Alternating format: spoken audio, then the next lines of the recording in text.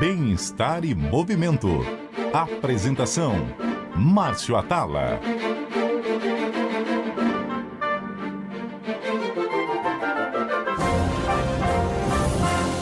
Olá a todos, o programa Bem-Estar e Movimento de hoje vai falar sobre o cérebro, sobre como viver mais e viver também com saúde mental. Afinal de contas, a gente quer viver mais e melhor.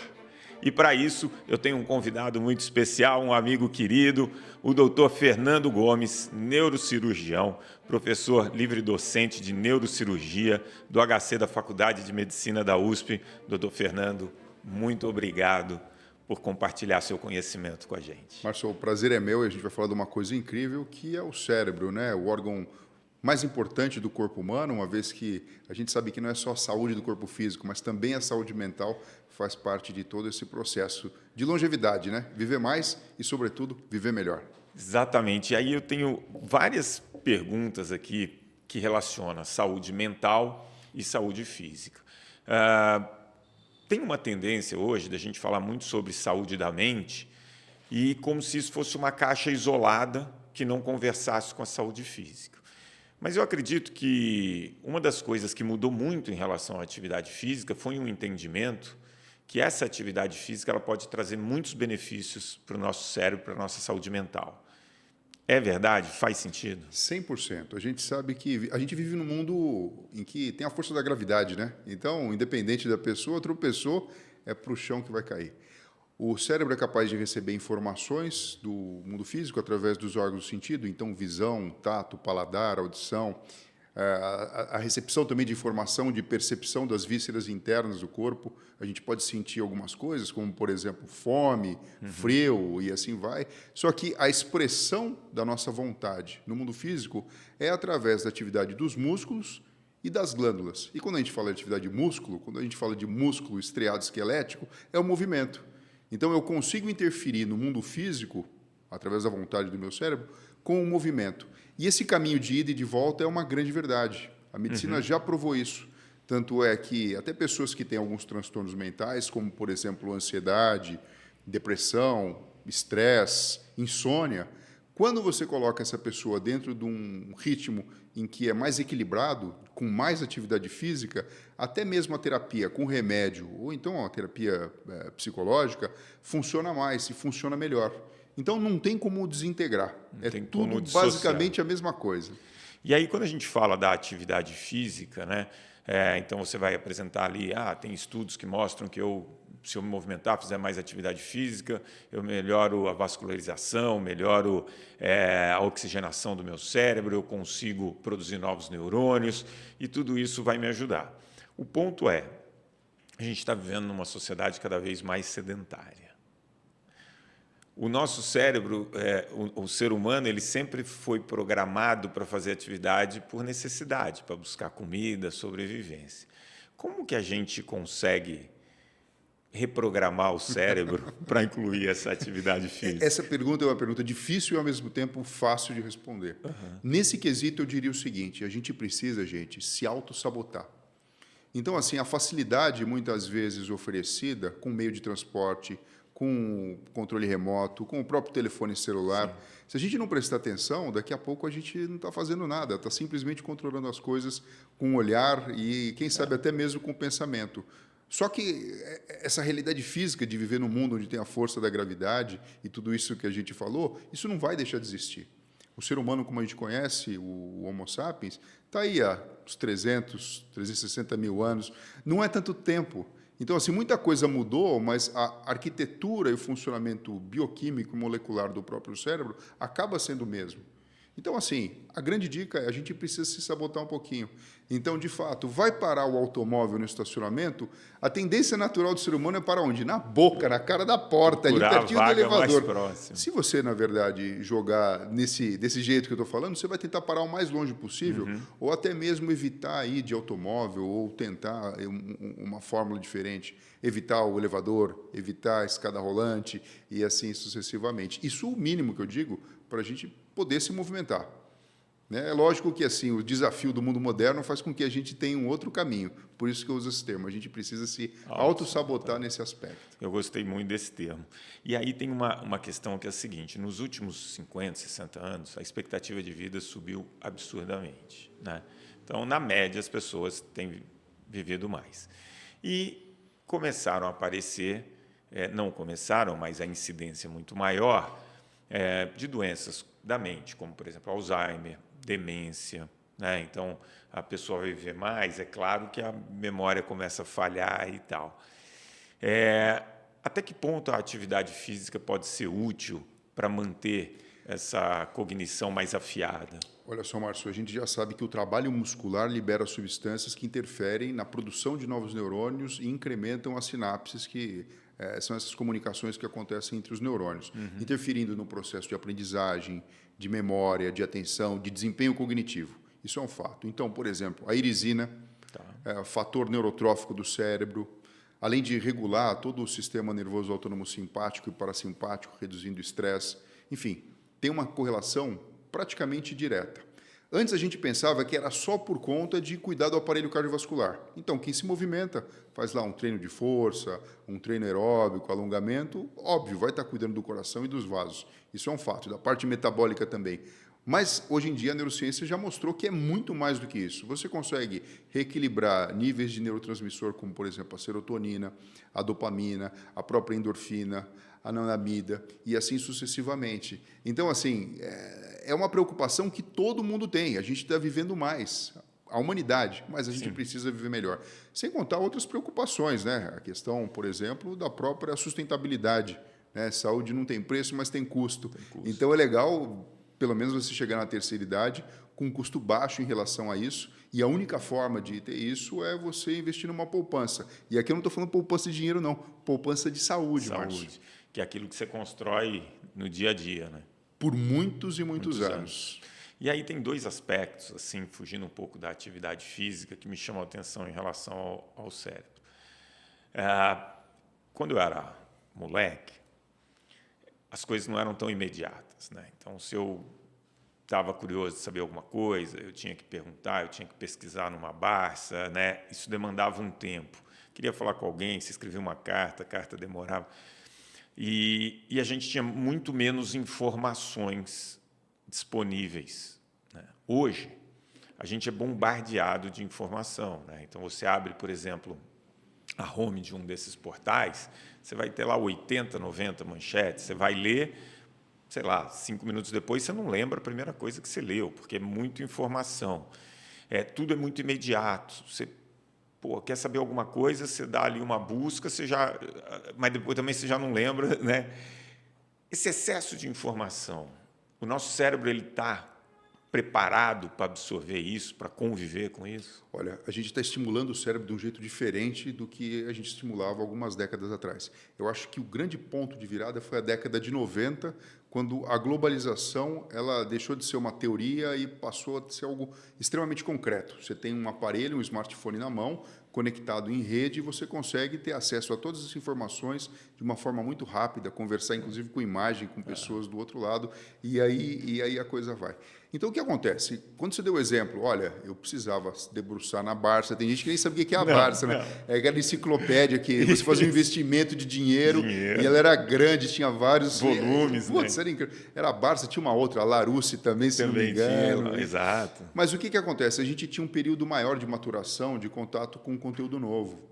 Então, você estudava, você lia, você dormia, acordava de novo no dia seguinte, pesquisava o mesmo assunto, falava com outras pessoas, e com isso você estimula no cérebro o que a gente chama de memória de longo prazo, que é essa que fica mais, de fato, arraigada, e vem junto com o conceito aí de conhecimento, de sabedoria. Essa memória que a gente está estimulando hoje em dia, tendo acesso a muita informação ao mesmo tempo e de uma forma muito rápida, é a memória de curto prazo. E ela é uma memória que, naturalmente, ela é instável. A função dela é ser instável. Ela vai durar alguns segundos, talvez 1 minuto, 2 minutos, e vai embora. A gente chama de memória, mas, na verdade, seria... É uma lembrança. É um tipo de atenção, e vai ficar só aquela lembrança. Tanto é que, na escola, não funciona muito bem assim, né? Sim. A mãe da gente dizia, olha, o menino vai estudar, e tem que repetir, fazer lição de casa todo dia. Porque, se você não repete, aquilo não fica cristalizado. Então, assim, a gente tem que sacar que a gente está usando o cérebro diferente. Aí depois as pessoas falam, puxa, a minha memória está pior.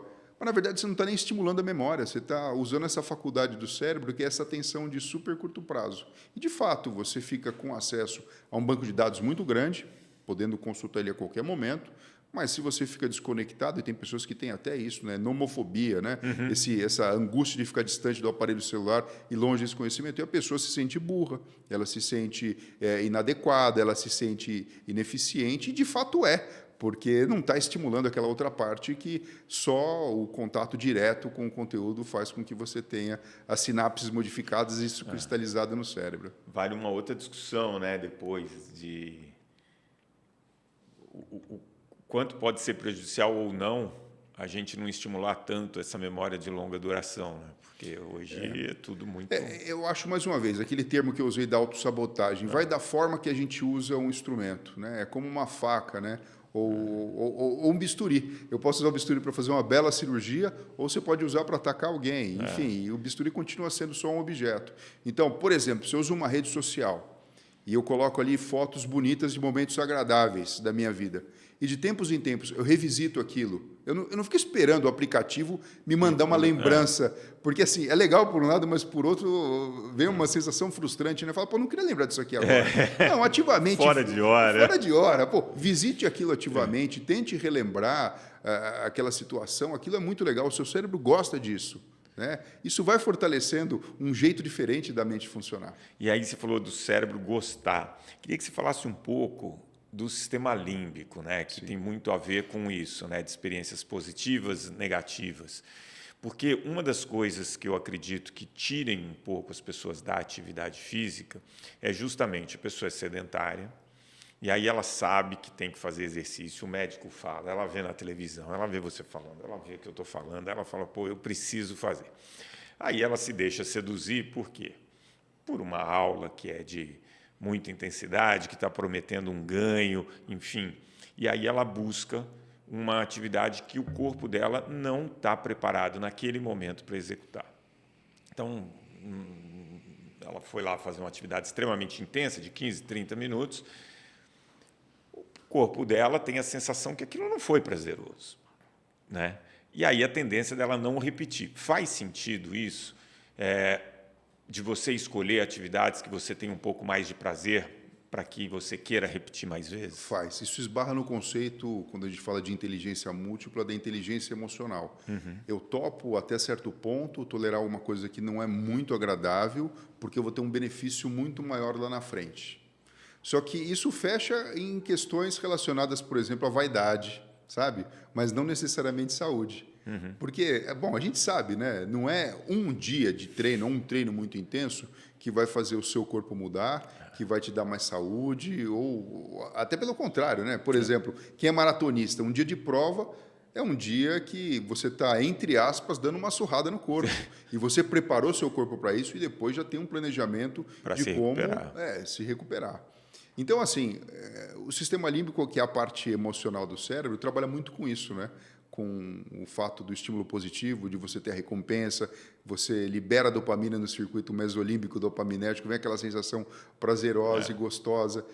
Mas a gente sabe que a atividade física mais duradoura e principalmente constante no seu dia a dia, ela vai trazer benefícios físicos e mentais também. Então, de fato, a gente tem que tomar cuidado para não tropeçar nessas propagandas que muitas vezes não vão trazer para a gente o benefício todo, nem físico, nem estético, e, ao mesmo tempo, vão distanciar a gente de adotar para sempre, né, um estilo de vida mais saudável. E você falou uma grande verdade, né? Você vai lá, você fica uma semana indo na academia, você é sedentário e tal, aí você olha no espelho, nada. Você olha na balança e ganhei 500 gramas, entendeu? E aí acaba frustrando a pessoa. Olha, Márcio, dá até para a gente também extrapolar um pouco essa conversa, porque, assim, isso a gente está falando da pessoa que, legal, entre aspas, está jogando 100% com a atividade física. Isso. Aí você começa a misturar com a parte nutricional. Então, a pessoa, primeiro, antes de entender a importância da alimentação, a importância da saúde do próprio aparelho digestivo, do intestino para o funcionamento da mente, ela já vai querer pular aquela etapa inicial de talvez se informar um pouco mais, passar numa consulta com um nutricionista e já vai comprando o suplemento.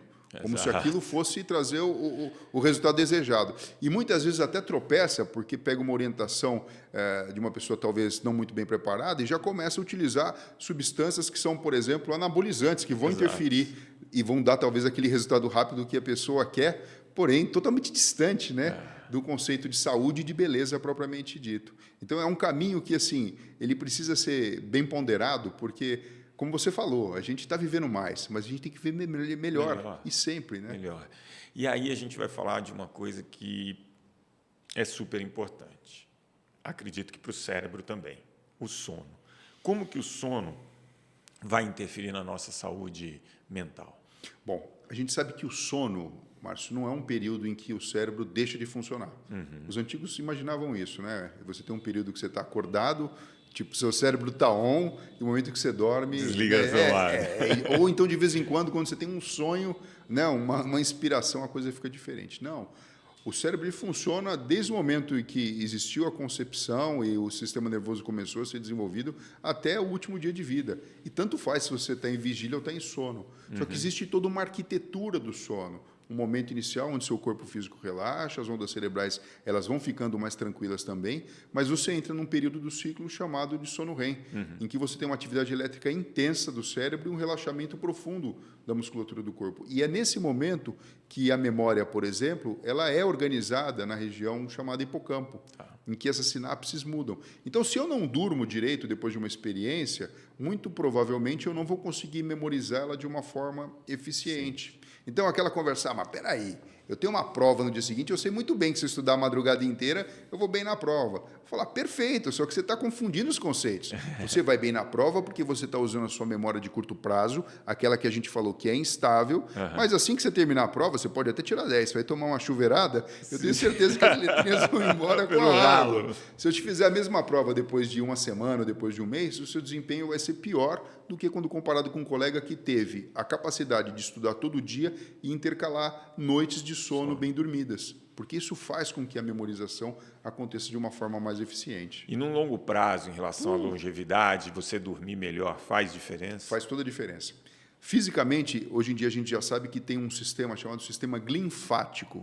Não é linfático, é glinfático porque tem a participação de células da glia, que são células que fazem a sustentação dos neurônios, e algo que se assemelha ao sistema linfático, que antes se acreditava inexistir dentro do sistema nervoso central. Esse sistema tem a capacidade de carrear para fora neurotoxinas e produtos do metabolismo do cérebro. As mesmas que, muitas vezes, podem provocar doenças neurodegenerativas, como, por exemplo, proteína tal, fosfotal, beta-amiloide do Alzheimer. Só que isso acontece quando? Durante o período de sono, principalmente no sono reparador, durante essa fase do sono REM. Então, se você não permite que o seu corpo físico passe por esse processo, o seu cérebro vai ficar muito mais literalmente sujo do ponto de vista molecular. Então, tem que dormir bem. Da mesma maneira que a gente se preocupa com alimentação saudável, com atividade física regular, em controlar o que a gente coloca de informação para dentro da cabeça, né, para ter uma saúde mental bacana, a gente tem que se preocupar também com o período do sono. Só que aí a gente vive hoje num meio ambiente onde a gente tem muita opção, variedade de tudo, né? Então eu lembro que eu odeio falar isso, mas na minha época, lá atrás, quando dava 10 da noite, você não tinha muito o que fazer. Você ia ler um livro, né? E você tinha esse período de sono bem estabelecido. Hoje, com os smartphones, com essas opções de você assistir o que você quer, a hora que você quiser, com a quantidade de informação e coisas para fazer absurdamente. Por exemplo, uma balada começava às 9, 10 da noite. Hoje, se você chegar à meia-noite, você é o primeiro. Né? Então, você mudou muito isso. Entra o mesmo conceito da gente se auto-sabotar ou ser rígido em ter uma certa disciplina? Assim, as regras existem para serem quebradas, né? Em termos de um conceito mais rebelde. Veja, você vai viver de uma forma muito organizada, sei lá, de segunda a sexta-feira, Isso te permite, sei lá, no sábado, no domingo. Eu estou falando de gente diferente. Tem gente que trabalha com arte, né? Claro. Que a pegada é noturna e é totalmente diferente. Mas isso permite que, de vez em quando, você saia do eixo e isso não vai trazer um prejuízo grande. O grande lance é que o nosso cérebro aprende. A gente tem uma coisa chamada neuroplasticidade. Você começa a dar o estímulo para ele, que é legal, na verdade, funcionar de noite, dormir de forma desregrada, comer qualquer coisa, ele vai se adaptar. A gente está falando de um órgão que gasta muita energia. Então, o que acontece? Ele pesa 2% do peso do corpo e consome 20% da demanda metabólica. Tudo que for para economizar energia e dar prazer, ele vai procurar. E, às vezes, encontra nesse caminho. Puxa, que legal. Então, é bacana ficar desperto. Não quero lidar com os meus fantasmas mentais de noite, porque isso me dá ansiedade e eu não consigo pregar o olho.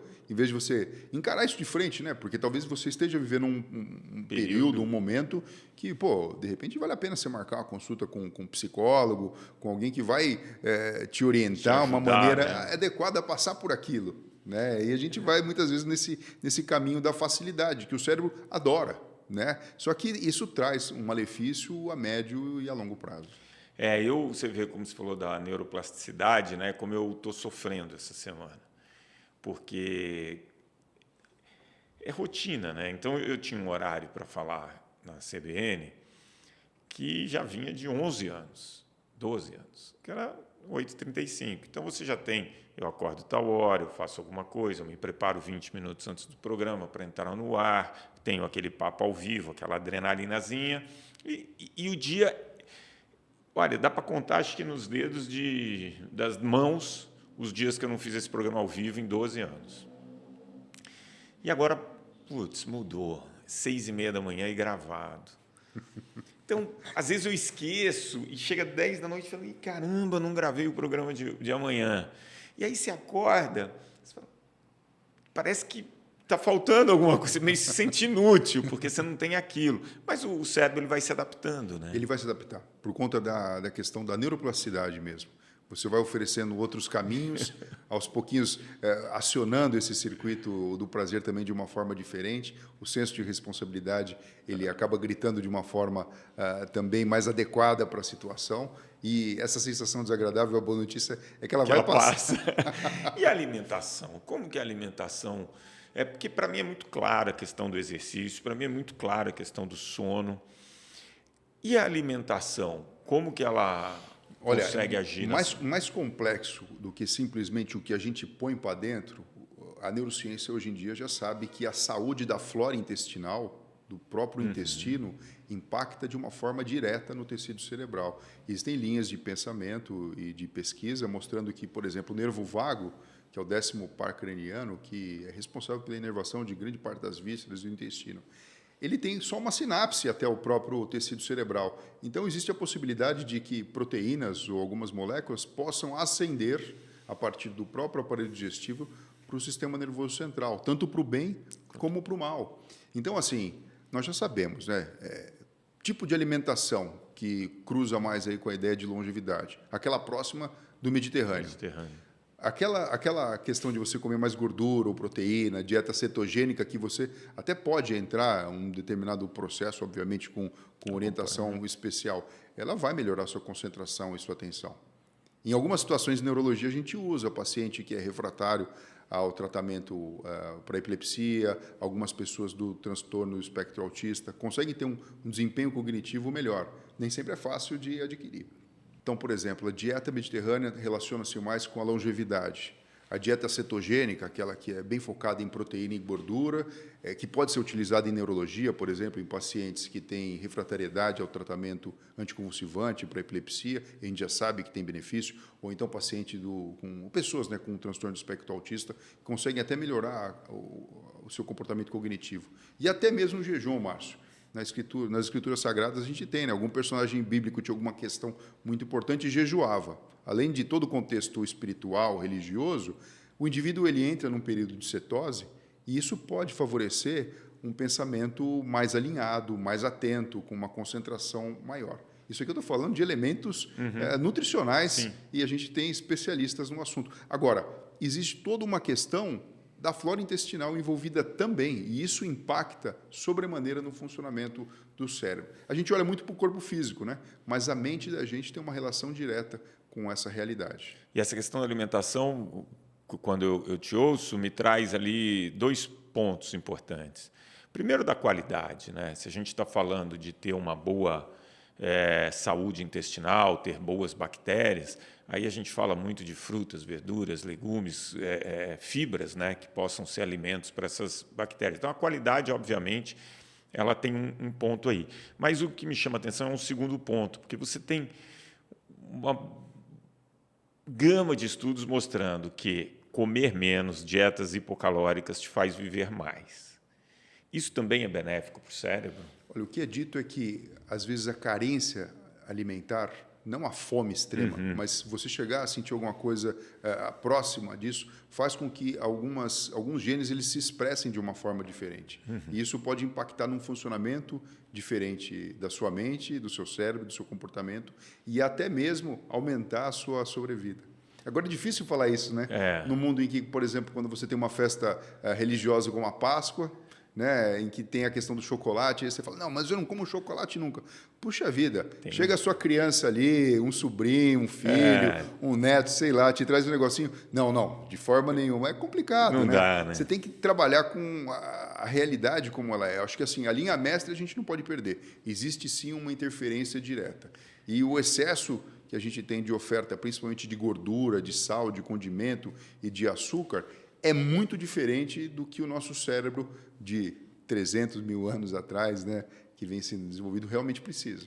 E aí a gente tem que se adaptar. Darwin já falava isso, né? E a gente tem uma oferta de alimentos hoje que o meu cérebro ele não é preparado para ficar recusando. Então, você tem inúmeros estudos mostrando assim, se oferece uma porção pequena, uma porção maior, o cara come até o fim. Então, e você vai hoje nos restaurantes, todo mundo... tudo que a gente sabe para a saúde, as pessoas sabem para o consumo, né?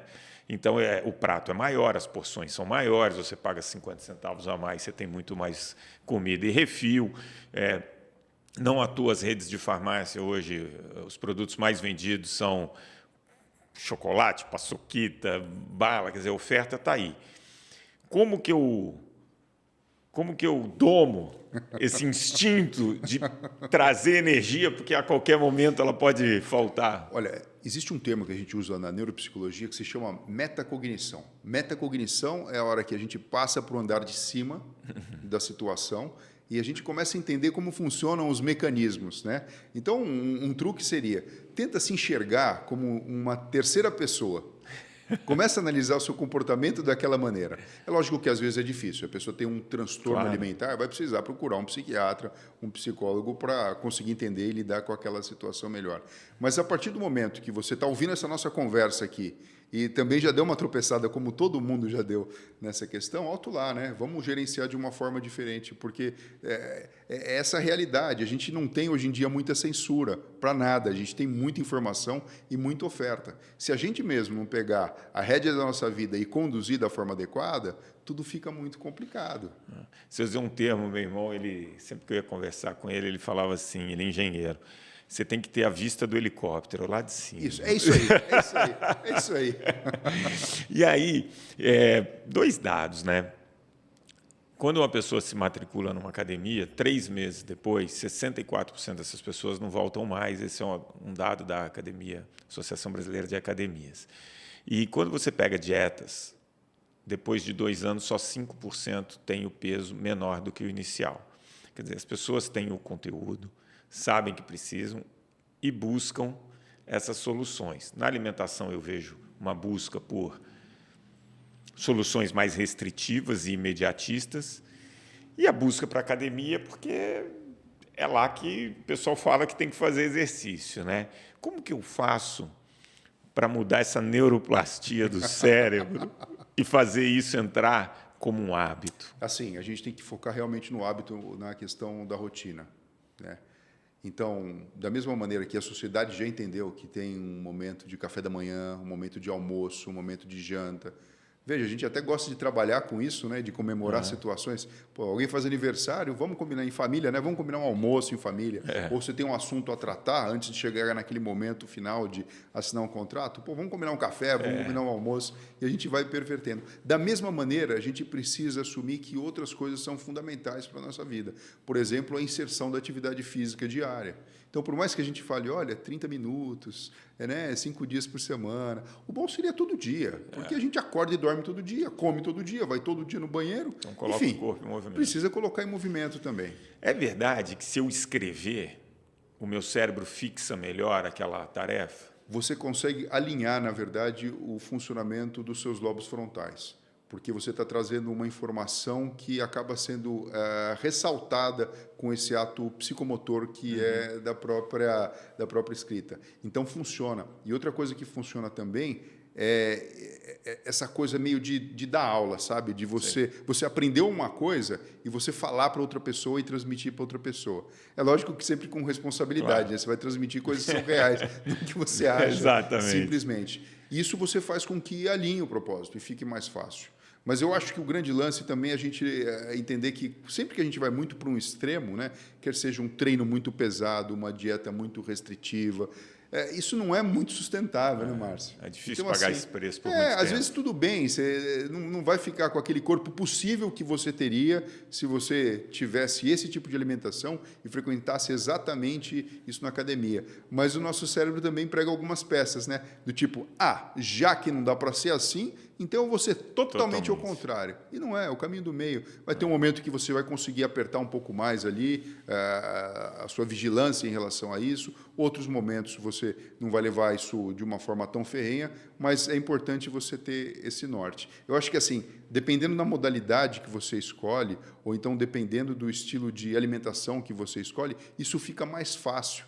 A partir do momento que você tem pessoas também à sua volta que, enfim, que trocam aquelas mesmas impressões, né, do que você ser tipo uma ovelha desgarrada, né? Por exemplo, a única pessoa que não fuma num lar de pessoas que ainda são tabagistas. Você fala, puxa, é remar, né, de uma forma bem difícil. Exato. Bom, para terminar esse papo que está delicioso, eu queria que você deixasse 3 conselhos, 3 dicas para quem quer viver mais e com a mente afiadinha. Bom, primeira coisa, extremamente importante, a gente precisa deixar nossa curiosidade sempre acesa. Sempre é momento de aprender alguma coisa nova, um idioma novo, uma atividade diferente.